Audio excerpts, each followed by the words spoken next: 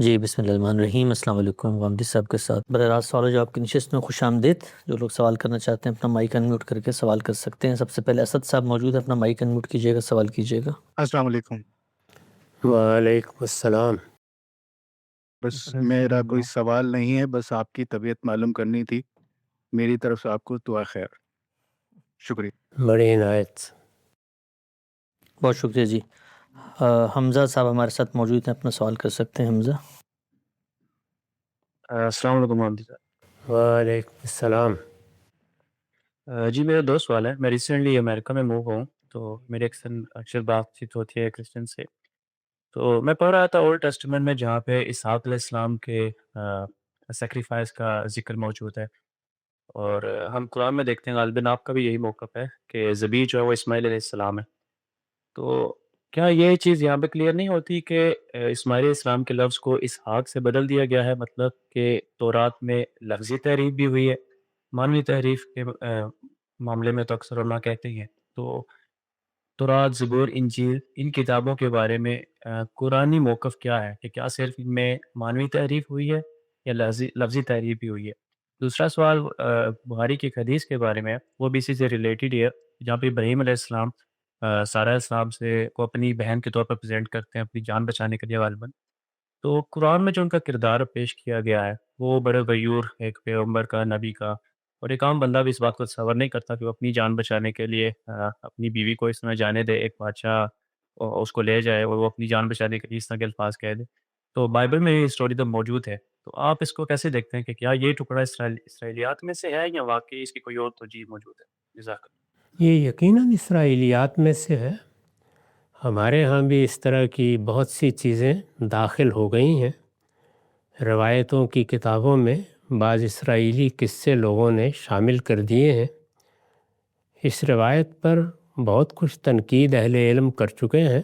آپ کو موقع ملے تو آپ اس کا تفصیلی مطالعہ کر لیں۔ ہمارے عہد میں مولانا سید ظفر اللہ صاحب مودودی نے بھی بڑی وضاحت کے ساتھ اس روایت پر اپنا نقد پیش کیا ہے۔ استاد امام نے بھی اس پر متعدد مقامات پر اظہار خیال کیا ہے، اور خاص طور پر قرآن میں جو اس کے بعض حصے زیر بحث آئے ہیں، وہ آپ تدبر قرآن میں بھی دیکھ سکتے ہیں اور تفہیم القرآن میں بھی دیکھ سکتے ہیں۔ میں نے بھی اپنی تفسیر میں اصولی موقف بیان کر دیا ہے۔ یہ چیزیں چونکہ وضاحت کے ساتھ لکھی جا چکی ہیں، تو ان کو اب وہاں پڑھ لیجئے۔ پہلے سوال کے جواب میں یہ عرض ہے کہ بائبل تورات نہیں ہے، بائبل میں تورات ہے۔ تورات بہت مختصر سی ہے، وہ 60-70 صفحے کی کتاب ہے، اور بائبل 1600 صفحے کی کتاب ہے۔ بائبل تاریخ ہے۔ یہ جو آپ پڑھ رہے ہیں، یہ یہود کی بیان کردہ تاریخ ہے، جیسے ہمارے ہاں البدایہ والنہایہ ہے، ابن اسیر کی الکامل ہے، یا طبری کی تاریخ ہے، اسی طرح کی تاریخ ہے۔ تو جب تحریف کی بحث کی جاتی ہے تو اس کا تعلق تو کلام الہی سے ہے، اس میں اس طرح کی کوئی لفظی تحریف متعین نہیں کی جا سکتی۔ جو کچھ ہوا ہے وہ یہ ہے کہ بدقسمتی سے اصل زبان میں یہ کتابیں محفوظ نہیں رہ سکیں۔ اب ان کے ترجمے ہیں، ترجمے میں جو غلطیاں ہو جاتی ہیں یا بعض توضیحی چیزیں داخل ہو جاتی ہیں، وہ ناگزیر بھی ہوتی ہیں، وہ داخل ہو گئی ہیں۔ اس لیے تورات کو ہمیشہ الگ سمجھیے۔ تورات 5ویں کتاب ہے، جس کو کتاب استثناء یا ڈیوٹرانومی کہتے ہیں۔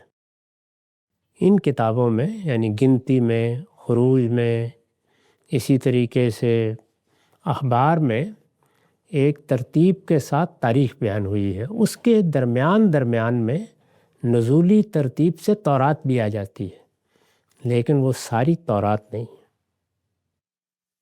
جی واضح ہے۔ محمد بلال صاحب سوال کیجیے گا مائک انمیوٹ کر کے۔ السلام علیکم استاذ۔ وعلیکم السلام۔ استاذ میں نے آپ کا موقف جو ہے پردے اور ستر کے حوالے سے سنا تھا۔ ایک صاحب نے آپ سے سوال کیا تھا ستر کے حوالے سے، ان کا سوال جو تھا وہ سوئمنگ جو سوٹ ہے اس کے ریلیٹڈ تھا۔ میرا سوال یہ ہے کہ کیا ستر ہے جو مخصوص ہے، جو منیمم ہے جس میں ہم نماز پڑھ سکتے ہیں؟ اور کئی دفعہ ایسا ہوتا ہے کہ بندہ نماز پڑھ رہا ہے اور اس کا کچھ اوضاع ایسے جو ہیں وہ واضح ہو رہے ہیں، جیسے کمر نظر آ رہی ہے نماز کے دوران، اگر سطر ہماری ناف سے گھٹنوں تک بھی ہے تو اس سلسلے میں نماز ہو سکتی ہے؟ کائنڈلی اس بارے میں بتائیے گا۔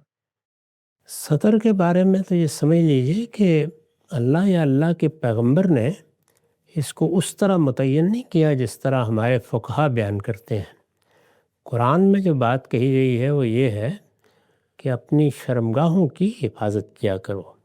تو شرمگاہوں کی حفاظت جس طرح ان کے میلان کے حوالے سے ہے، اسی طرح ان کے افشاء کے حوالے سے بھی ہے۔ اس میں ظاہر ہے کہ شرمگاہیں ڈھانپی رہنی چاہیے۔ شرمگاہیں کہاں کہاں ہیں، عورتوں کے ہاں کہاں ہیں، مردوں کے ہاں کہاں ہیں، اس سے ہم واقف ہیں۔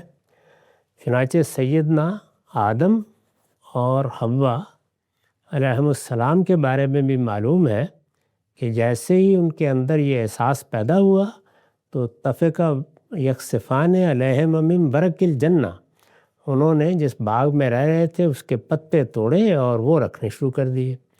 تو سطر کی ابتدا تو شرمگاہوں کو چھپانے ہی سے ہوتی ہے، لیکن شرمگاہوں کے متصل اعضاء بھی بتدریج انسان نے چھپانا سیکھ لیے، پھر ان سے متصل اعضاء بھی، اور اس میں جتنا زیادہ آپ اپنے آپ کو ڈھانپ کے رکھیں گے اتنا ہی زیادہ حفظ فروج کا تقاضا پورا ہوگا۔ رہ گئی نماز، تو اس کے بارے میں اللہ تعالیٰ کی ہدایت ہے کہ خذوا زینتکم عند کل مسجد، یعنی جو ہم معمول میں معقول اچھا لباس پہنتے ہیں وہی پہن کے نماز پڑھنی چاہیے۔ جی واضح ہے، آگے بڑھاتے ہیں۔ ثاقب خان صاحب سوال کیجیے گا۔ ثاقب خان۔ السلام علیکم استاد محترم۔ جی وعلیکم السلام۔ بعض اوقات علماء کی طرف سے اپنے موقف کی تائید و حمایت میں ایسے جملے یا نعرے وجود پذیر کر لیے جاتے ہیں جن میں بظاہر ایک طرف کی کلی حمایت و تائید اور دوسری جانب کی کلی طور پر نفی یا تضحیق محسوس ہو رہی ہوتی ہے، جو کہ ایک شدید رد عمل کی نفسیات کو بھی جنم دیتی ہے۔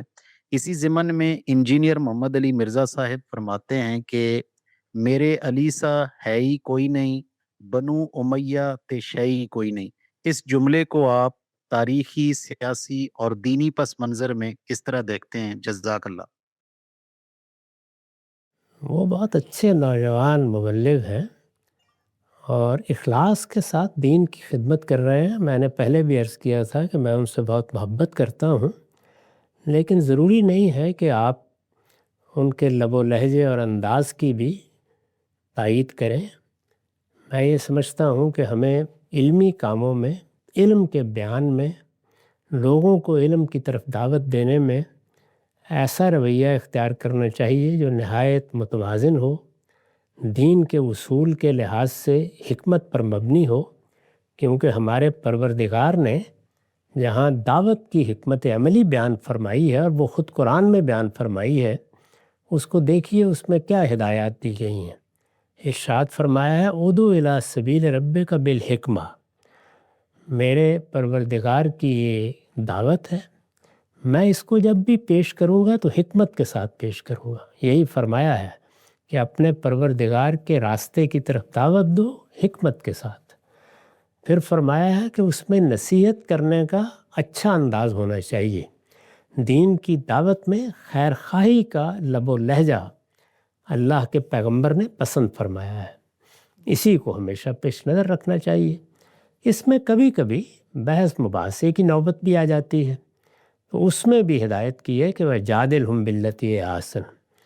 تو اس لیے میرا نقطہ نظر آپ بہت اچھی طرح جانتے ہیں، میں ان کی خدمت میں بھی اپنی بات پیش کرتا رہتا ہوں۔ اب اس کے بعد وہ کتنی قبول فرمائیں کتنی قبول نہ فرمائیں یہ ان کا فیصلہ ہے۔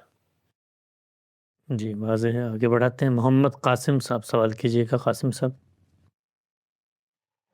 السلام علیکم۔ وعلیکم السلام۔ غامدی صاحب، میری ایک سمجھ ہے، اگر وہ غلط ہے تو اصلاح کر دیجیے گا۔ وہ یہ ہے کہ ہم مسلمان اس بات پر پورا یقین رکھتے ہیں کہ قرآن اللہ کا کلام ہے، لیکن جب بات ثابت کرنے کی ہو تو جب تک اس دنیا میں امتحان جاری ہے تب تک اسے کیٹیگوریکل سرٹینٹی کی حد تک ثابت کرنا ممکن ہی نہیں ہے۔ ہم قرآن کے اللہ کا کلام ہونے کو بہت مضبوط دلیلوں سے کے ذریعے موسٹ پروبیبل ٹروتھ کے طور پر اسٹیبلش کر سکتے ہیں، لیکن اسے بالکل کیٹیگوریکل سرٹینٹی کے لیول پر پروف کرنا ممکن ہی نہیں ہے۔ کیا یہ سمجھ ٹھیک ہے؟ جزاک اللہ۔ یہ صحیح ہے، اس لیے کہ ہماری عقل کا امتحان لیا گیا ہے۔ علم و عقل کے امتحان میں شہود نہیں ہوتا۔ جو اصلی مسئلہ ہے وہ ہے کیا؟ وہ یہی ہے کہ ہم سے ایمان بالغیب کا تقاضا کیا گیا ہے۔ تو اللہ تعالیٰ کی ذات کے معاملے میں، اللہ کی صفات کے معاملے میں، اللہ تعالیٰ نے جس دنیا سے ہم کو واقف کرایا ہے، وہ ماضی کی ہو یا مستقبل کی، اس کے بارے میں ہم استدلال کرتے ہیں۔ استدلالی علم اسی جگہ تک پہنچتا ہے، ظن غالب۔ اس میں جو یقین ہوتا ہے وہ بھی علمی یقین ہوتا ہے، یعنی جس کو آپ علم الیقین سے تعبیر کر سکتے ہیں، وہ حق الیقین و عین الیقین تک پہنچ جائے، وہ تو جب قیامت میں آنکھ کھلے گی اسی وقت ہوگا۔ وہ یہی مطلوب ہے، اس سے زیادہ کی ضرورت بھی نہیں ہے۔ یعنی ایسے دلائل جو دل کے لیے قابل اطمینان ہوں، جن پر عقل مطمئن ہو جائے، جن میں علمی لحاظ سے کوئی سکم نہ ہو، بس وہ پیش کر دیجیے۔ تو یہاں شہود تو نہیں ہو سکتا، یعنی چیزیں دکھائی نہیں جا سکتی، دلائل ہی پیش کیے جا سکتے ہیں۔ اسی کا امتحان ہے، اسی کو ایمان بالغیب سے تعبیر کیا ہے، یعنی شہود نہیں ہو سکتا۔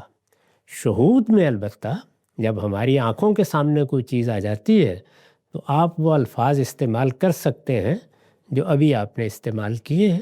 اس کو آپ گمان غالب کہہ رہے ہیں، ظن غالب کہہ لیں، یا اس کو آپ علم الیقین کہہ لیں، یعنی ایک علمی نوعیت کا یقین ہے جو ہمیں حاصل ہو جاتا ہے، وہ بڑھتا بھی رہتا ہے، اس میں کمی بھی آ جاتی ہے۔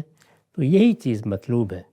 عام طور پر جو بڑی غلطی لگی ہے وہ یہی کہ انسان اپنی طبیعت اور فطرت کے لحاظ سے شہود کا مطالبہ کرتا ہے، اور اللہ تعالیٰ کو اصرار ہے کہ امتحان ایمان بالغیب میں ہے۔ تو یہی مسئلہ ہے، اور ایمان بالغیب میں یہ امتحان ظاہر ہے کہ ابتلاء کے اصول پر ہے، ابتلاء کی سنت پہ ہے۔ اس ابتلاء کو بھی فلسفی قسم کے ذہن قبول نہیں کرتے، یعنی ان کی سمجھ میں یہ نہیں آتا کہ آخر اللہ تعالیٰ کو امتحان لینے یا اس ابتلاء کی ضرورت کیوں پیش آ گئی۔ تو دو ہی مسئلے ہیں اگر آپ غور کریں جو مذہب کے اور مذہب کے مخاطبین کے مابین بحث و جدال کا موضوع رہتے ہیں، ایک ایمان بالغیب اور دوسرے ابتلاء۔ اگر آپ غور کر کے دیکھیں تو دو ہی چیزیں ہیں۔ تو اس وجہ سے آپ کی بات اصول میں صحیح ہے، لیکن اس میں بھی ایک طرح کا یقین ہے جس میں ہم پہنچ جاتے ہیں، اور وہ صحیح تعبیر میں اگر ادا کیا جائے تو علم الیقین ہے۔ جی واضح ہو گئی۔ آگے بڑھاتے ہیں، عافیہ خان صاحبہ سوال کیجیے۔ السلام علیکم ورحمۃ اللہ۔ وعلیکم السلام۔ حضرت محمد صلی اللہ علیہ وآلہ وسلم کا مقام دنیا میں ایز اے شاہد اور آخرت میں ایز اے شاہد یا شہید کس طرح سے ہوگا یا ہو سکتا؟ ہاں، جزاک اللہ خیر۔ اس کو قرآن مجید نے بہت واضح طریقے پہ بیان کر دیا ہے، یعنی دنیا میں آپ نے لوگوں پر حق کی شہادت دی، آپ نے اللہ تعالیٰ کی بات سنی، آپ کی طرف جبریل امین آئے، آپ نے اللہ تعالیٰ کے اس عالم کو دیکھا جو ہمیں نظر نہیں آتا، اور پھر اس کے بعد ہمارے سامنے اس بات کی گواہی دی کہ یہ حق ہے، میں نے اس کو دیکھا اور سنا ہے، میری طرف یہ اللہ کا کلام نازل ہوا ہے، میں اس کو تم تک پہنچا رہا ہوں۔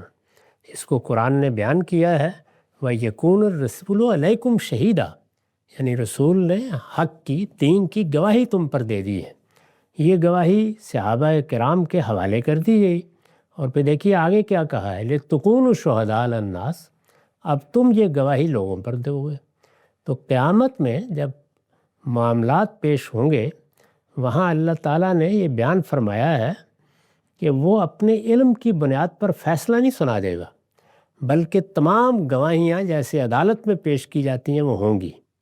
اس میں انسان کے ہاتھ پاؤں بھی گواہی دیں گے، اس میں جو کچھ اس نے کیا ہے وہ سب دکھا بھی دیا جائے گا، اس میں اس کی نیت اور محرکات بھی نکال کے سامنے کر دیے جائیں گے، اور پیغمبر بھی وہاں کھڑے ہو کے یہ گواہی دیں گے کہ ہم نے اپنی طرف سے بات پہنچا دی تھی، اور لوگ اس کی تائید کریں گے۔ تو اس کو شہادت کہا جاتا ہے۔ جی واضح ہے. مشتبہ نفیس صاحب سوال کیجیے گا. السلام علیکم. وعلیکم السلام. میں 12ویں جماعت کا ایک طالب علم ہوں. میرا سوال یہ ہے کہ کئی دفعہ کسی شخص کی بات پر ہم کوئی رائے قائم کر لیتے ہیں، اس کے بعد اس کسی اور کی اسی رائے پر بات سنتے ہیں تو ایک اور رائے قائم کر لیتے ہیں. تو کیا یہ رائے پہ قائم کرنا کیا یہ اس کے اندر کریٹکس کی کمی ہے یا ہماری ناقص عقلی ہے کہ ہم کسی اور بندے کی رائے سنتے ہیں اور پھر ایک اور دوسرے بندے کی رائے سن کر ٹھیک ہے اس کے اوپر ایک اور رائے قائم کر لیتے ہیں. عام آدمی کا یہی معاملہ ہے، یعنی اس کے لیے ہر چیز کی براہ راست تحقیق کرنا ممکن نہیں ہوتا. وہ دیکھتا ہے کہ اس کے گرد و پیش میں کسی علم کے ماہرین ہیں. سائنس میں بھی یہی ہوگا، فلسفے میں بھی یہی ہوگا، باقی علوم میں بھی یہی، دین میں بھی ایسے ہی ہے. ماہرین ہیں، ان کی طرف وہ رجوع کرتا ہے. اس میں کوئی بات اس کو معقول لگتی ہے، اس کو اللہ تعالیٰ نے عقل عطا کی ہے، اس کی بنیاد پہ وہ فیصلہ کر لیتا ہے. پھر اس کو معلوم ہوتا ہے کہ فلاں عالم نے یا فلاں ماہر فن نے اس پر یہ تنقید کی ہے اور اس کو وہ تنقید کبھی لگتی ہے تو اپنی رائے تبدیل کر لیتا ہے. اس میں کوئی حرج کی بات نہیں. ہر انسان جس چیز کو جس وقت صحیح سمجھتا ہے اسی کے لحاظ سے وہ جواب دہ ہے اللہ تعالیٰ کی. ہم جس بات کی تلقین کرتے ہیں اور جو کرنی چاہیے وہ یہ ہے کہ ہر مسلمان کو اپنی استعداد کے حد تک اللہ کی کتاب قرآن مجید کو سن لینا یا پڑھ لینا چاہیے اور اس کو اپنی زندگی کا معمول بنانا چاہیے، تاکہ وہ جب علماء یا ماہرین کی آراء سنیں تو اس کے پاس خود اللہ کا دیا ہوا ایک فریم موجود ہو، اسے معلوم ہو کہ اس کے پروردگار نے کیا کہا ہے. اس کے لیے گرد و پیش پر ایک نگاہ ڈال کے دیکھ لیجیے. ہماری اردو زبان میں جو مسلمانوں کی 4 بڑی تعبیریں ہیں یا 4 بڑے منہاج ہیں، ان کے جلیل القدر علماء کے ترجمے موجود ہیں. آپ ان کا انتخاب کر لیں، چاروں کا تقابل کر کے پڑھ لیں. تو ہر مسلمان کو کوشش کرنی چاہیے کہ وہ قرآن مجید سے براہ راست واقف ہو جائے، یعنی وہی جو عام آدمی کی واقفیت ہے. وہ اگر عربی زبان نہیں جانتا تو ترجمہ پڑھ لے. اسی طرح سے سنت جس پر ہم عمل پیرا ہوتے ہیں، جو ہماری روزمرہ کی زندگی ہے، اس کو سمجھ لیں ایک بار. چنانچہ اسی کے پیش نظر میں نے اپنی کتاب میزان کی ابتدا میں اس کی فہرست بنا دی ہے. وہ چند چیزیں ہیں، ان کو سمجھ لیں. اس میں سے ہر چیز ہمارے ہاں معروف ہے، یعنی لوگ جانتے ہیں، مسلمان ان سے ناواقف نہیں ہیں، اس کے مطابق زندگی بسر کریں. تو یہ تو ضروری ہے اتنا علم، لیکن اس کے علاوہ عام آدمی علماء یا ماہرین کی طرف رجوع کرے گا، اور کوئی اگر اس کو سوال پیش آئے گا، کوئی مشکل پیش آئے گی تو انہی کی بنیاد پر کوئی رائے بھی قائم کر لے گا. جی نقطہ واضح. ابراہیم شبلی صاحب. ابراہیم صاحب. جی السلام علیکم استاذ. وعلیکم. وعلیکم السلام. استاذ میں 16 سال کا طالب علم ہوں اور المورد سے عالم دین کورس بھی کر رہا ہوں. تو میں جب ایتھیسٹ حضرات کو سنتا ہوں تو پھر ایک مطلب انگزائٹی ٹائپ ہو جاتی ہے کہ کیا اللہ تعالیٰ ایگزسٹ کرتا ہے نہیں کرتا. لیکن پھر جب میں آپ کو سنتا ہوں یا ساجد صاحب کو سنتا ہوں تو پھر مجھے اطمینان ہو جاتا ہے کہ ہاں اللہ تعالیٰ ایگزسٹ کرتے ہیں. تو ایک طرح سے کبھی ایک طرف ہو جاتی ہے فیل کہ اللہ تعالیٰ ایگزسٹ کرتے ہیں، کبھی ہو جاتا ہے کہ نہیں کرتے. تو کیا اس عمر میں مجھے ایتھیزم کو اسٹڈی کرنا چاہیے ایک طالب علم کے طور پہ، یا پہلے مجھے اسلام کو صحیح سمجھنا چاہیے؟ ترتیب اپنی ایک قائم کر لیں. یعنی پہلے آپ طالب علم بن گئے ہیں تو اسلام کو سمجھ لیں. ایک تو یہ ہے کہ اسلام کا کوئی باقاعدہ علم حاصل کر لیں، وہ تو برسوں میں ہوتا ہے، سمجھ لیں کم سے کم. ہم اس میں جو خدمت کر رہے ہیں وہ محض چند سوالات کے جوابات نہیں ہیں، اس میں تفصیلات ہیں. تو آپ طالب علم کے طریقے پہ سمجھ لیں. ابھی ہم نے اسلام اور الحاد کی سیریز شروع کی ہے، اس میں ان سب چیزوں کو ایک ترتیب کے ساتھ بیان کریں گے. اس کے بعد آپ جس چیز کو چاہے پڑھتے رہیں، پھر بھی کوئی سوال پیدا ہو تو اہل علم سے رجوع بھی کرتے رہیں اور غور بھی کرتے رہیں. یہ سب نشیب و فراز انسان کی زندگی میں آتے ہیں. اس میں دعا کرتے رہنا چاہیے کہ اللہ تعالیٰ ہمیں صحیح راستے پر رکھے. جی واضح ہے. عبید صاحب سوال کریں. عبید ندوی. السلام علیکم ورحمۃ اللہ. وعلیکم السلام. جی استاد مجھے ذرا یہ ہندوستان سے متعلق یہ المورد یہاں پر قائم ہے. ہندوستان میں کچھ احباب ہیں جو المورد ہند کے نام سے ماشاءاللہ ادارہ چلاتے ہیں، لیکن ان کی سرگرمیاں کافی محدود ہیں. آپ کی کتابیں وغیرہ یہاں آتی ہیں، یہاں تقسیم ہوتی ہیں، تو ہمیں بھی جب بھی ضرورت کسی کتاب کی منگوانی ہوتی ہے تو ہم ان سے رابطہ کر کے منگوا لیتے ہیں. لیکن یہ جو تعلیم و تعلم کا سلسلہ ہے جو المورد کے پلیٹ فارم سے آپ کے یہاں یا پھر امریکہ میں جو چل رہا ہے، ہم یہ چاہ رہے تھے، بلکہ میرے ذہن میں یہ بات تھی کہ یہ سلسلہ ہندوستان کی سطح پر بھی شروع ہو جائے، کہ یہاں ایک اسی طرح کا ایک سسٹم قائم ہو جائے. تو اس سلسلے میں آپ کی رہنمائی، آپ کا مشورہ درکار تھا کہ اس میں کیا اقدامات کیے جا سکتے ہیں اور ہم کس طرح سے اس کو کر سکتے ہیں. ہندوستان بہت بڑا ملک ہے، ضرور ہونا چاہیے، لیکن اس کا تعلق تو وہاں کے لوگوں کے حالات اور وسائل سے ہے. ہم یہاں سے بیٹھ کے دعا کر سکتے ہیں، رائے دے سکتے ہیں، کسی معاملے میں مشورہ چاہیں تو وہ دے سکتے ہیں. جیسی ان کی صلاحیت ہے وہ کام کر رہے ہیں، اللہ تعالیٰ ان کو جزا دے. آپ ضرور ان سے ملیے، اور آپ اپنے طور پر اگر کوئی خدمت کر سکتے ہیں تو اس کا نقشہ بھی بنا لیجئے. یہ تو افراد کا فیصلہ ہے. جہاں جہاں ایسے افراد پیدا ہو جاتے ہیں جو کام کو زیادہ منظم کر سکتے ہیں، بڑھا سکتے ہیں، ہم نے اس کا نقشہ ہر جگہ کے لیے بنا دیا ہے. یعنی تعلیم و تعلم کا کوئی نظام قائم کرنا ہے تو اس سے زیادہ اچھی بات کیا ہو سکتی ہے. تعلیم و تعلم ہی بنیاد ہے. وہ اعلیٰ سے اعلیٰ سطح پر آپ قائم کر سکتے ہیں تو ضرور کریں. ابتدائی سطح پر بھی کر سکتے ہیں تو یہ بھی ایک خدمت ہوگی، اس کو ضرور کرتے رہیں. اسی طرح جن لوگوں کو اللہ تعالیٰ نے صلاحیت دی ہے وہ اس فکر کو تصنیف و تالیف کے ذریعے سے پھیلاتے رہتے ہیں. اس میں دوسرے ادارے بھی ممکنہ تعاون کرتے رہتے ہیں. یہی معاملہ دعوتی سرگرمیوں کا ہے. تو علم، تحقیق، یہی چیزیں ہیں جن کو ہم نے موضوع بنایا ہے. تعلیم و تربیت کا اہتمام کیا جائے، علم و تحقیق کی فضا قائم رکھی جائے اور لوگوں کو صحیح بات بتائی جاتی رہے، دعوت و اصلاح کی سرگرمیاں ہوتی رہے. اس میں آپ جو کچھ بھی کر سکتے ہیں، اپنے طور پر کر سکتے ہیں، ضرور کریں. ہم جو مدد کر سکتے ہیں کریں گے، اور اگر وہاں کے لوگوں کے ساتھ مل کر کچھ کر سکتے ہیں تو اس کے لیے بھی اہتمام کریں. جی بہت شکریہ. اس پہ مزید تفصیلات بھی انشاءاللہ ڈسکس کرتے ہیں. فون شامل نذیر صاحب. السلام علیکم استاد محترم. وعلیکم السلام. استاد سوال یہ ہے کہ جو لا آف اٹریکشن ہے، جو مینیفیسٹیشن کا جو کنسیپٹ ہے، کیا اس پہ یقین رکھنا چاہیے اور کیا ایک مسلمان کو اس سے استفادہ لینا چاہیے یا اس میں شرک کا پہلو پایا جاتا ہے؟ اور استاد دوسرا سوال یہ کہ جو کرنٹ مسلم پاپولیشن ہے 80% وہ نان عرب ہے، اجمی ہے، تو کیا وہ انڈر بنی اسماعیل آتی ہے اس لحاظ سے جس لحاظ سے آپ اکثر بولا کرتے ہیں؟ کیا ان پہ دعوت کی وہ خاص ذمہ داریاں عائد ہوتی ہے اور کیا ان کے لیے وہ خاص عروج و زوال اور جزا و سزا کا قانون لاگو ہوتا ہے جو ذریت ابراہیم کے لیے ہے؟ کیونکہ آپ نے تدریس میزان کے دوران فرمایا تھا کہ یہ قانون نبی صلی اللہ علیہ وسلم کی بعثت کے 1000 سال بعد ختم ہو گیا تھا. قانون نہیں بلکہ نتیجہ. یعنی اللہ تعالیٰ نے بنی اسماعیل کو جو چیز عطا فرمائی تھی وہ 500 سال تک تو انہی کے پاس رہی. اس کے بعد پھر وہ تاتاریوں کو منتقل ہو گئی. عثمانی نہ بنی اسماعیل تھے نہ عرب تھے. آپ کے سوال کا جواب یہ ہے کہ اصل ذمہ داری تو انہی پر عائد ہوتی ہے. جب اس ذمہ داری کو وہ ادا کرتے ہیں اور ہم ان کی دعوت کو قبول کر لیتے ہیں، جیسے ہمارے آباء نے قبول کی اور ہم ان کا حصہ بن گئے، تو اب گویا ان کے خیر میں بھی شامل ہو گئے. اور اگر کوئی شر پیدا ہوتا ہے، شر یہاں اس معنی میں ہے کہ اللہ کی طرف سے کوئی گرفت ہوتی ہے، تو اس کے بھی نتائج نکلیں گے. تو اس میں اب اللہ کا یہی قانون ہوگا. بنی اسرائیل کے بارے میں اس کو بیان کیا ہے. دنیا میں معاملات اسی طرح ہوتے ہیں.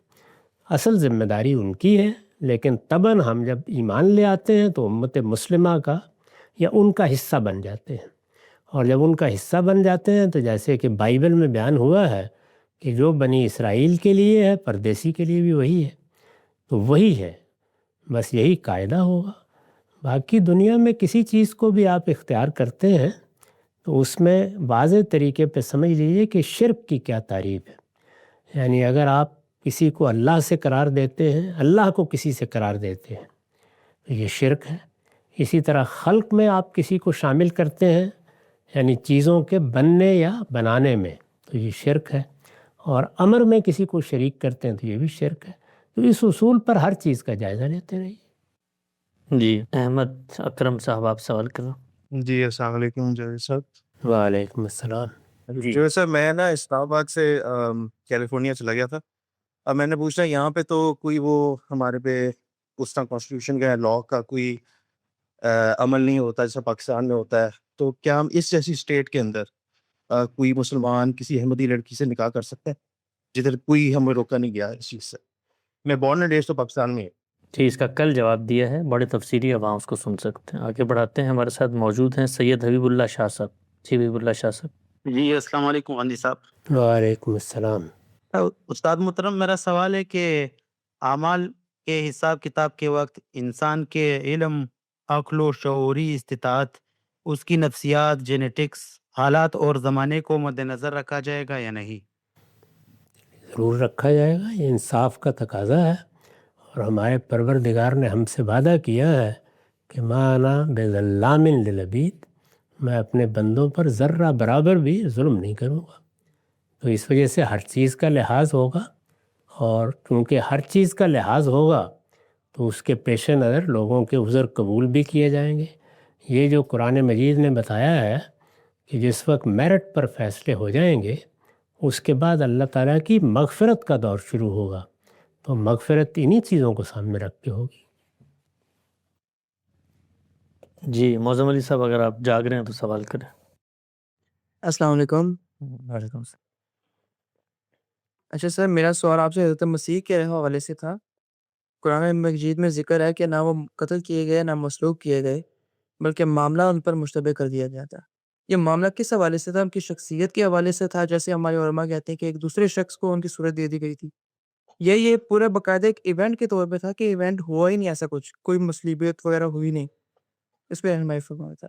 نہیں، ہونا تو تواتر سے ثابت ہے، یعنی وہ تو تاریخ کی ایک طے شدہ حقیقت ہے، ہوا ہے معاملہ، اسی کو قرآن نے بیان کیا ہے کہ جس کو تم نے یہ سمجھا کہ وہ قتل کر دیے گئے یا صلیب دے دیے گئے، ان کو کچھ نہیں ہوا۔ اس وقت جو کچھ تم نے دیکھا اس میں معاملہ تمہارے لیے مشتبہ ہو گیا، یہی بات بیان کی گئی ہے۔ اب وہ کیسے مشتبہ ہوا اس کو قرآن نے بیان نہیں کیا، البتہ برنباس کی انجیل میں اس کی جو تفصیل بیان ہوئی ہے وہ بڑی قرین قیاس ہے، اس کو میں نے بھی نقل کر دیا ہے، بعض دوسرے اہل علم بھی اس کو بیان کرتے ہیں، وہ محض قرین قیاس ہے، اس سے زیادہ کچھ نہیں، کیونکہ قرآن مجید نے تو اتنی بات ہی کہی ہے ولیکن شبہ لہم، معاملہ ان کے لیے مشتبہ کر دیا گیا۔ جی محمد ساحل صاحب سوال کیجیے گا۔ ساحل صاحب۔ السلام علیکم غاندھی صاحب۔ وعلیکم السلام۔ میں نے یہ سوال پچھلی دفعہ بھی پوچھا تھا، میں نے شاید آپ کو صحیح نہیں سمجھا۔ میرا سوال یہ تھا کہ مسلمانوں کا نظم اجتماعی جو ہے، کیا وہ جو قرآن میں جو حکم نازل کیے گئے ہیں، جیسے زانی کو کوڑے مارے جائیں گے یا چور کا ہاتھ کاٹا جائے گا، ان کے بغیر کوئی اور اصول بنا سکتے ہیں اپنے سوسائٹی کے لیے، جیسے وہ چور کے لیے 2 سال قید سزا سنا دے یا کوئی اور ایسی سزائیں سنا دے جو قرآن میں ذکر نہیں ہے؟ قرآن مجید میں جو سزائیں بیان ہوئی ہیں، آپ میری کتاب میزان میں ان کو پڑھیے، اس میں بتا دیا گیا ہے کہ یہ انتہائی سزائیں ہیں، یہ اسی صورت میں دی جائیں گی جب جرم بالکل آخری درجے میں ہو جائے اور مجرم اپنے حالات کے لحاظ سے کسی رعایت کا مستحق نہ ہو۔ اب اگر وہ رعایت کا مستحق ہے تو پھر دوسری سزائیں دی جائیں گی، اور وہ سزائیں ہماری پارلیمنٹ یا مسلمانوں کا نظم اجتماعی ہی مقرر کرے گا، اور وہ لازماً مقرر کی جائیں گی، اس لیے کہ ہر آدمی ضروری نہیں ہے کہ آخری درجے میں کسی جرم کا مرتکب قرار پا جائے۔ یہ ساری بحث بڑی تفصیل کے ساتھ میں نے قانون حدود و تعزیرات میں کی ہے۔ جی آخر سوال لیتے ہیں، ولید باقر صاحب سوال کیجیے گا۔ ولید باقر۔ السلام علیکم ورحمۃ اللہ۔ استاد محترم۔ وعلیکم السلام۔ استاد محترم، میرا سوال یہ ہے کہ بدعت کیا ہے اور بدعت کا اطلاق کن اصولوں پر کیا جاتا ہے؟ دین میں کوئی نئی بات دین کی حیثیت سے شامل کی جائے تو یہ بدعت ہے، یا دین میں پہلے سے کوئی چیز موجود ہے اس کے لیے کوئی نیا طریقہ ایجاد کر لیا جائے تو یہ بھی بدعت ہے۔ جی بالکل واضح ہے۔ خاتمہ کرتے ہیں جی انشاءاللہ، دوبارہ حاضر خدمت ہوں گے۔ مع السلام۔